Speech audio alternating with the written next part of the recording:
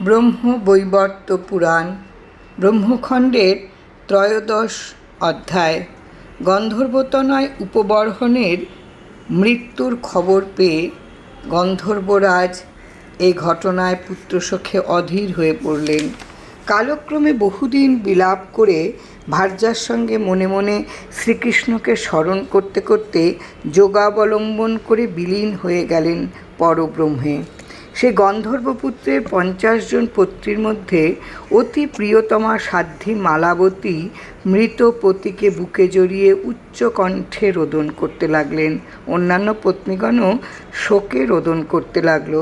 মালাবতী বিলাপ করতে করতে বললেন, হে বিদগ্ধ রসিকেশ্বর, হে নাথ, হে বন্ধু, হে রমণ শ্রেষ্ঠ, এই হতভাগিনীকে শোকসাগরে ফেলে কোথায় গেলে? একবার দর্শন দাও। হে জীবনকান্ত, যে স্থান চন্দন কাননের সৌরভে চারিদিকে আমোদিত হয়েছে এবং যে স্থান নির্মল প্রবাহিনীর জলকণায় নিরন্তর সুশীতল, সেই পুষ্পভদ্র নদীর তীরবর্তী রমণীয় পুষ্পোদ্যান মধ্যে কত ক্রীড়া করেছি তোমার সঙ্গে। যে স্থানে চন্দনগন্ধ সুবাসিত বাতাস নিরন্তর জীবন মনকে তৃপ্ত করেছে, সেই মলয় পর্বতের নিকট চন্দন কানন স্থিত চন্দন চর্চিত পুষ্পসজ্জায় আমরা কত শয়ন করেছি দুজনে। যেখানে সতত পুংকোকিলগণ মধুর কুহুস্বরে আমাদের কর্ণকুহরে সুধা বর্ষণ করত, সে স্থান মৃদুবন্দ বায়ু সঞ্চালিত মালতী জলকণায় নিরন্তর সুস্নিগ্ধ বলে বোধ হতো।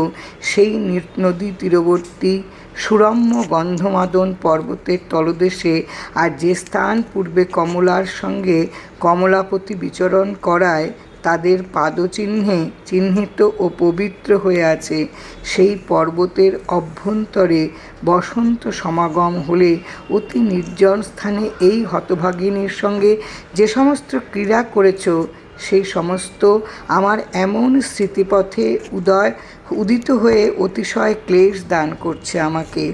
পূর্বে তুমি সুধাবাক্য বর্ষণে আমাকে অভিষিক্ত করেছ, তা স্মরণ হওয়ায় আমার জীবন যে কেমন ব্যাকুল হয়ে উঠছে তা বলে বোঝাতে পারবো না।